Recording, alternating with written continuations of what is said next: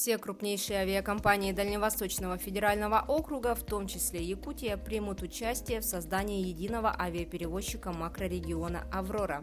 Об этом сообщил глава Минвостокразвития Алексей Чекунков на Гайдаровском форуме.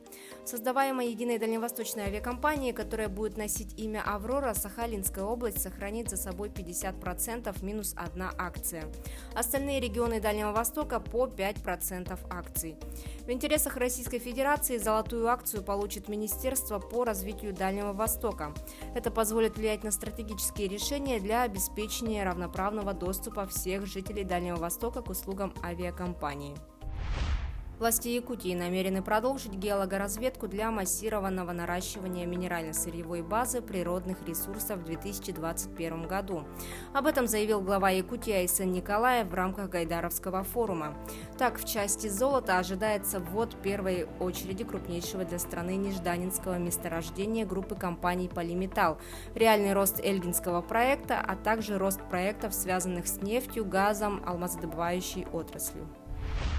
Объем добычи угля по итогам 2020 года на Эльгинском месторождении достиг 7 миллионов тонн. После покупки А-Проперти Эльгинского угольного комплекса в мае прошлого года компания поставила план по наращиванию добычи с 5 до 7 миллионов тонн в год, который был полностью реализован. К концу ноября компания преодолела показатель в 1 миллион тонн добытого сырья за месяц, что составило 12 миллионов тонн в годовом выражении. По плану на 2021 год объем добычи будет доведен до 15-18 миллионов тонн. Разведанные запасы газа у компаний, работающих на территории Якутии, составляют порядка 3 триллионов кубических метров. Это дает возможность обсуждать крупные проекты с точки зрения реализации в ближайшие годы.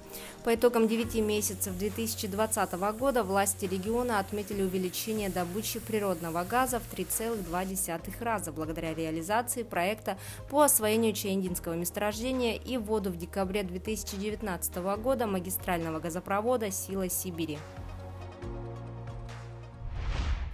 Более 117 миллиардов рублей выделят на поддержку и развитие социальной сферы в Якутии в этом году.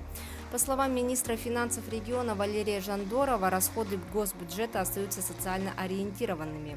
Он отметил растущую динамику расходов на социально-культурную сферу, что позволяет постепенно улучшать условия доступности социально значимых услуг. Прежде всего в образовании, здравоохранении, воспитании детей и социальной помощи населению. В 2021 году расходы бюджета Якутии составят более 226 миллиардов рублей. Первая в Якутии четырехполосная дорога, построенная в условиях вечной мерзлоты, появится в 2023 году в рамках нацпроекта «Безопасные и качественные автомобильные дороги». Речь идет об участке дороги НАМ в Якутске. Его протяженность составит более 7 километров. На весь период работ на реализацию национального проекта планируют выделить 1,5 миллиарда рублей.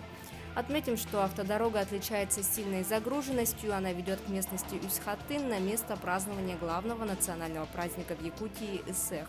Обычно время пути туда и обратно из-за обилия машин составляет 5-6 часов.